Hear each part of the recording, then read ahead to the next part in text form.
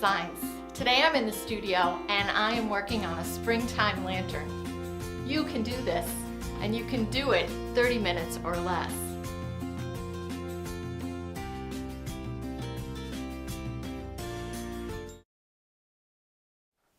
Hi there! I started working on my spring/Easter, a couple of the vignettes that I typically put up, and I thought you might like to share in the process with me. Maybe you have an idea that you'd like to be able to pull together.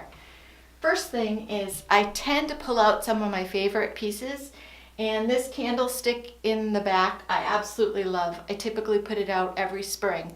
It's actually going to be featured as one of my tutorials coming up because I'm going to do something a little different that I haven't done before. But one of the first things that I'm working on today is this lantern. I know that these are really trendy and popular, so I figured I would just share my process with you.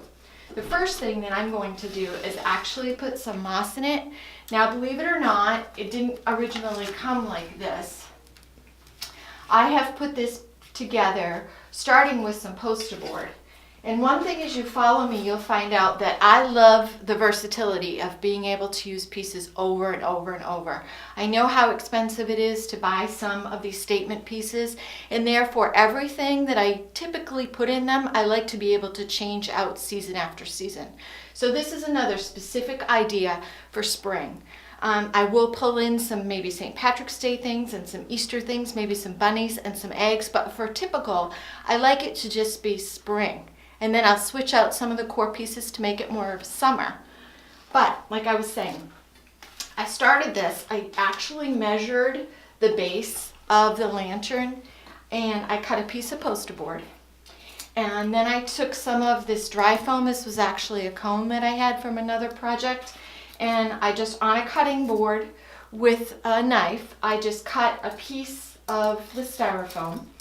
And then I took some sheet moss. Now, if you don't buy a big quantity of this, you can find it over, it's typically over by the wreaths, over in that section with the Spanish moss. You can buy a bag of this, and you could go ahead and use your coupons with this as well, because this isn't typically on sale. And I just started to cover that piece of styrofoam with the sheet moss.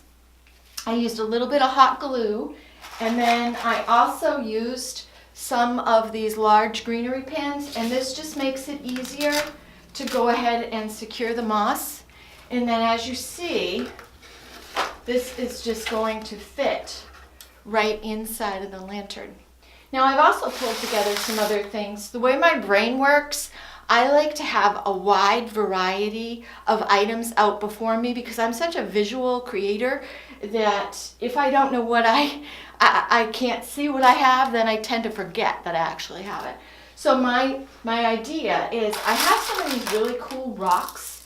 And again, the reason why I'm thinking about putting these in, it's just going to add a little different texture, just some interest to the piece. However, if you do decide to use something like this, you want to remember that if you don't take out the glass, which is an option, and I did consider that, maybe next time for my summer I will actually do that. A lot of these lanterns, they actually have these removable panes, so if you want your greenery or your moss or whatever particular medium you're working for to flow through, you could just remove the glass. But in this instance, I've decided I'm going to keep the glass in, so when I put in the rocks, if I actually want them to be seen, I have to remember about this little lip here on the glass. So I'm going to start in the back, and I am going to make sure that I put in a mixture of color. Now in the back, it's not going to matter too much because in this particular vignette, I actually am going to put this in my living room, and I'm hoping to give you a little tour of the whole setup when I'm done. But it's up against the window in my backyard, which no one sees. It's hidden in a corner. So the colors in the back aren't too particular and to worry about. But in this instance, we want to make sure that we put in a good amount of color towards the front. So I'm just going to go ahead and do that. And again, this is just creating interest. I'm more of a natural feel designer. I don't want anything that looks too stiff. I want it to look almost as if the outside is coming in. That's my whole goal with this piece. So we'll see how I do with that. Now it's going to get a little tricky when you get close to the door because those pebbles are going to want to come out. So we're just going to have to be careful. And then I've saved some nice dark ones. I might even end up tossing a couple up on a little mound. I'm not sure yet. Okay, so like I said, this could be a little tricky. And if you wanted, you could add a little glue if you wanted to some of these to make sure that they stick. Because if you used hot glue, it would come off of the rock anyway. Let's see. And you also want to be careful. This moss tends to be messy, and if you get some of that moss caught, that could also be a problem with closing. But at this point, it's not going to be an issue. So we're going to move forward. Now, like I said, this is one of my favorite statement pieces, and I'll pull it forward for you. So I want to incorporate some of this green into it. So what I've actually done is in the back, I've cut a few of those greenery stems off, and I'm going to incorporate them into the piece. So whatever I use in here, I'm going to end up sticking in to this arrangement as well. So we have that cohesiveness throughout our whole vignette. Now what I typically do is I want to start with some of my taller pieces, and for the sake of the video, I've already gone ahead, I've put them in, I've cut them, I know that I believe I'm at a good length, and I also have chosen, and this is a really good tip for those of you that want something a little different, you want to make sure that you have different textures. I have a fern here that's got some really cool airy branches. Then I've got this, it's almost like a felt. But the reason why I chose this is because of the gray tones, because it's going to tie in with the lantern on the top and also on the outside. I've got some pussy willows because those, of course, scream of spring. And then I also have some of this that I really like. It's got a couple different types of textures in it. And then I have some mint leaves. And the whole reason why I chose this and the different, if you notice on this, the different tones, the leaf actually goes from dark to light. And one of the boxes that I'm using in the vignette here in the back is almost like a mustard green color. So I've chosen this mint leaf to start to pull in the mustard green. And as I'm working and incorporating other things into this, I want to keep that mustard green scheme going throughout the whole piece. Now you don't have to use a glue gun if you don't want. Again, you can repurpose all of these pieces, and really that is my whole idea with this, is to be able to repurpose everything that we put in. So we've got our styrofoam in the center, and now this is just all personal preference. However you want it to look. I have seen some people fill these up with the balls, with Easter eggs, with different types of florals, with different types of greens, and this is where your creativity can really come to life, and you can make this all your own. But for me, I'm starting with the fern, and then I'm going to incorporate some of this. Now this is one of the larger, longer, taller pieces, so I'm actually going to put that in the back.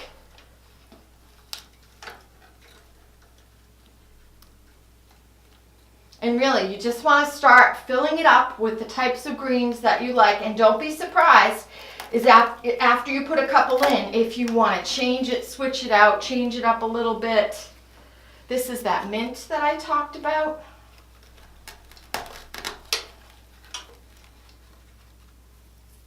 Now, I don't tend to go for the heavy look, real packed. I want it to be light and airy. And I think spring itself, you know, speaks of the light and airiness of springtime. So I'm not going to go real heavy on the greens. I'm going to tend to go a little bit lighter.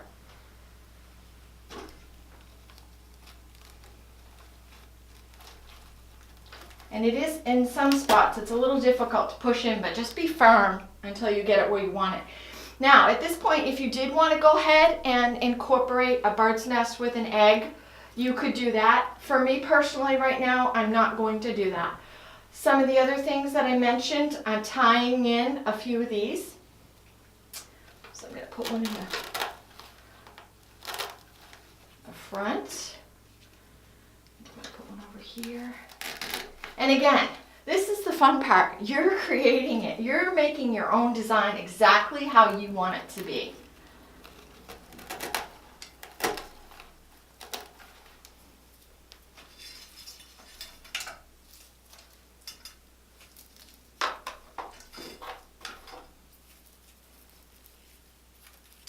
Probably, this is one of the taller ones. I could have put this in first, but I just love those pussy willows. And I attached another piece of fern as well. Now that's what we're looking at already. Look at how pretty that is.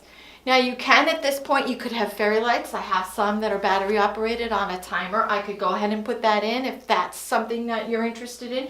You could also put a small luminary candle into it.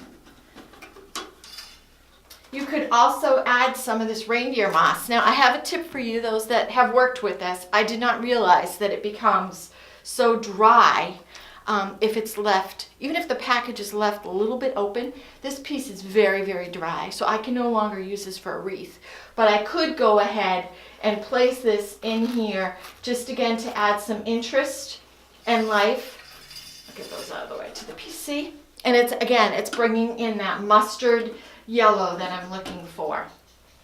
Now, I want to go ahead and talk about the bow. A lot of people and everyone's style is different. Let me just move all of this out of the way. A lot of people, I hear from some of the feedback that I get, that people struggle with making a bow. And you know, it really just takes practice.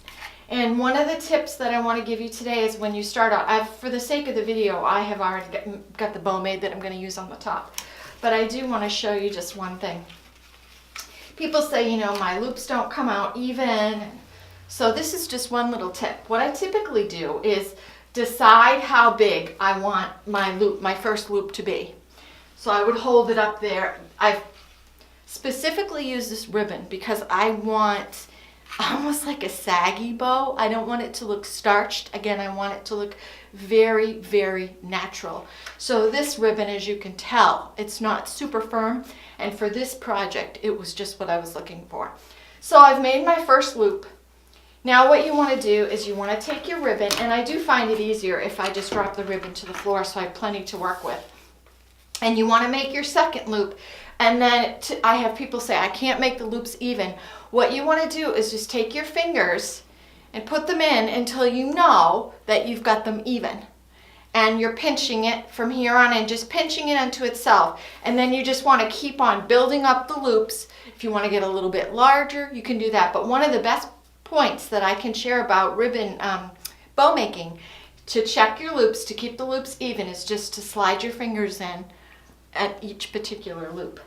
But for the sake of time, like I said, I have gone ahead and I've already made my bow that I want here.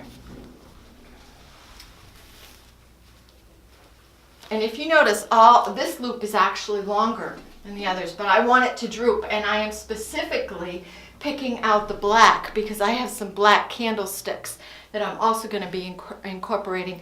And one designer tip that I have learned is you should always have a little bit of black in every piece that you do. So what I'm going to do is attach the ribbon up here.